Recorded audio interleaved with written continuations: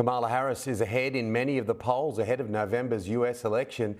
It's been another amazing week. Joining me live is Professor of Political Science at Cyprus College, Peter Matthews. Peter, a very good morning to you, our time. And good morning, Tim. Quite extraordinary. I look at the bookmakers, they have Kamala Harris in at $2 to win the election. The bookmakers and the pollsters, who have her up by 5 points in the RMG poll. In the Ledger poll, she's up by 7 points when they get rid of the third-party candidate. So anyway you look at it, she's doing great. In 8 polls, she's ahead of President Trump, which is a complete turnaround since President Biden gave up the seat. It is going to be a very interesting race, Tim, to say the least. Do you think this has got a lot to do with the whole idea that no one wanted to see a Biden-Trump clash? They didn't want to see two older men, and Harris presents something completely different. Yes, and I was looking at the mechanics of the whole thing. President Trump has held on to his own base. He was always trying to reinforce the base and make sure he holds on to those voters because they're very loyal to him. And that's why he brought in J.D. Vance rather than bring someone else who could actually bring more voters from the middle.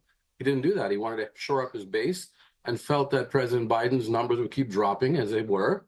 Now here comes a new candidate who's shown a amazingly different, a dynamism that many people didn't know that she had, but she has been a very good leader for a long time. But now she's becoming a dynamic, charismatic leader, as well as someone who knows the issues, who's a good debater. And so her numbers have boosted the Democrats up considerably.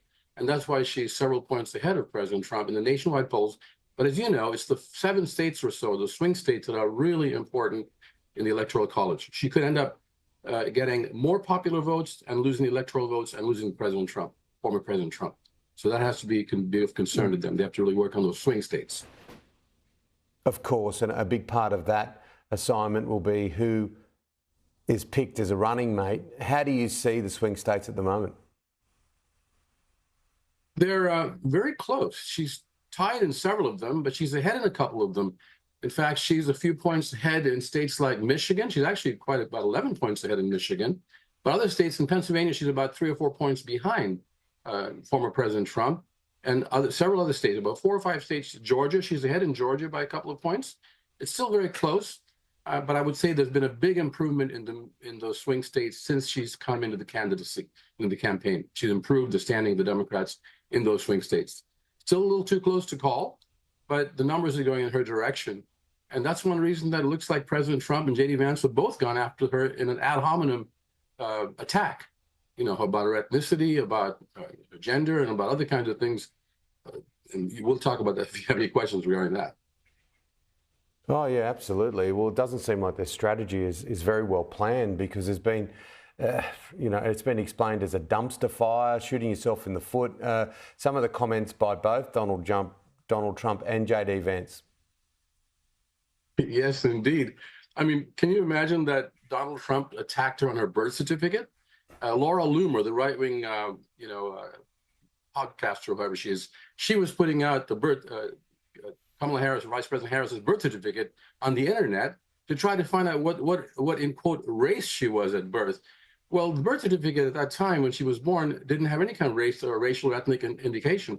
And so that was a flat. First of all, it's a ridiculous thing to do. They should be working on talking about issues. And then President Trump, or at least J.D. Vance, talks about childless leaders, childless women particularly.